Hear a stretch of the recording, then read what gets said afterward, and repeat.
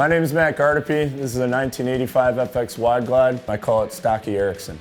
Well, I owned this bike for about 8 years in its stock original version, and I wanted to go a lot faster than the old tired out Evo that was in it. So I decided to look into twin cams, started messing around with trying to stuff it in the frame, and realized that there's a lot more work to stuffing that thing in there than I thought. So the 1985 FX Wideglide frame is a 1 year or 1.5 year model that Harley did. Basically a shovel head frame, swing arm frame, that they added a bump in the backbone to fit an Evo into it. Did some research, that's all supposed to work, you know, and then you get all the stuff, you get it here, and I'm like, damn, this thing's still not like really sitting in there the right way. And I realized that the front down tubes on the frame would need to be recessed, so I had to clearance it to fit it in there. So once I got the engine in there, where it was supposed to sit, my next step was putting a 5-speed transmission into the thing. I found a 6x5 from Ultima in a 5-speed case. With that, it has a bunch of material on the case because it's not for this bike, essentially. It doesn't fit in with where your swing arm is in the frame. So I had to grind out a big piece of it so that it would fit around where the swing arm is in the chassis. When I had it in its stock form, it was awesome. It was a total dad bike. It was rad to ride around with the lady on the back and do a bunch of camping. That's kind of our gig. But when I decided to change it up, one, aesthetically look a little bit more chopperish, if you will, I kind of started researching more and more different fenders was going to be a big part of like the look. I found a pretty inexpensive way of going about that, and that was through B&C Cycles. It's a guy out in Canada. He makes this whole kit that you see on here.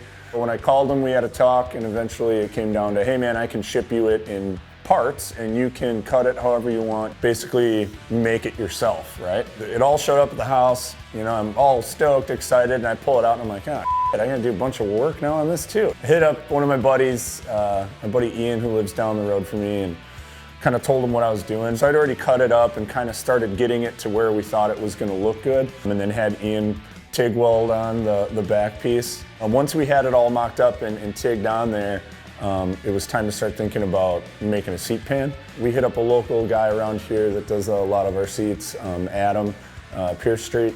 He made a house call on my birthday, I believe, and foamed it like right in front of us. Had my fiance come over and sit on it, and she gave it the, you know, the thumbs up. I told him I wanted the rolled look, you know, with leather, and I think he totally knocked it out of the park. So while we're working on putting this whole fender kit together and getting the look of it, we got it all on there and we welded it up, and it was pretty obvious that it was sitting really high off the tire profile. Already kind of thought up a solution, and what we came down to was I had another swing arm from an 85 FX Wideglide, knocked the blocks off of it where the shocks mount, and then we worked out where it would sit best with the fender, and then we welded on the blocks to lower the bike. But we left the original ones on so that I can take it from stock stance height down to the more slammed look for when I'm rocking this fender. I kept the original fender, seat, backrest, and all that stuff because I still love being able to travel on this thing, and it's super easy. I can change out the entire thing back to stock for longer trips and stuff in a matter of like 25 minutes. All the fabricating and all the pre-work I pretty much did here at the garage. Engine I built with a great mentor, Rob Schaff, legendary horsepower guy. He's got decades of experience and success in drag racing, etc. Kind of just took me under his wing and offered his time to walk me through the process. So I brought a 96-inch stock twin cam over to him, and we split the cases. We did the flywheel, basically built it from the ground up. As far as the engine, we put 585 easy start cams. Everything's pretty much S&S inside of it. The big bore kit that we went with was S&S's 110. If you want to go fast, you got to go with some S&S parts. It's reliable and it's an easy bolt on. So he had these crazy ported heads laying around that he sold me for the cheap, because Rob gets really excited on going fast. Once we start the project, he's just like, well, we can get more. Put that whole thing back together, and finally, all the pieces jived.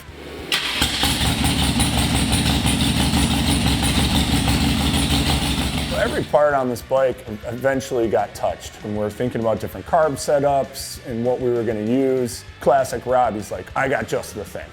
And what he had was a Super G manifold, but it'll take the E carburetor. The reason we went with that is we were looking for more mid-range. I wanted to ride this bike a little more distance. It's my daily ripper. And just in general, I feel that E's give you a better mid-range.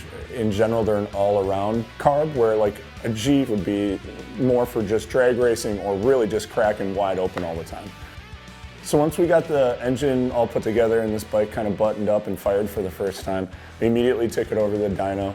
We wanted to get the timing and make sure that the carb was running the right way and everything, so we threw it on there, and the passes that we got were pretty great. Currently, this bike is putting out 113 horsepower to the rear wheel, as well as 124 torque to the rear wheel.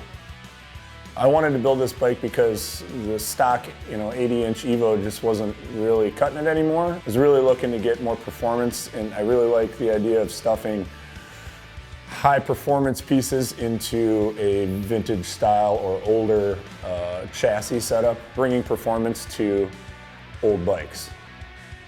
To people that are trying to get into building a bike for the first time, all I can say is be a sponge. Learn when to shut up and when to listen, and spend a lot of time doing your homework and your research. Learn from people in your tribe, you know what I mean? Learn from older people that have been doing this for a long time and take their advice on it, and save up some money.